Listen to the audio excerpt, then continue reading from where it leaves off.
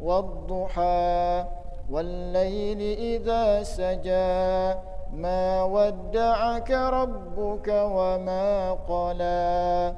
وللآخرة خير لك من الأولى ولسوف يعطيك ربك فترضى ألم يجدك يتيما فآوى ووجدك ضالا فهدى ووجدك عائلا فأغنى فأما اليتيم فلا تقهر وأما السائل فلا تنهر وأما بنعمة ربك فحدث.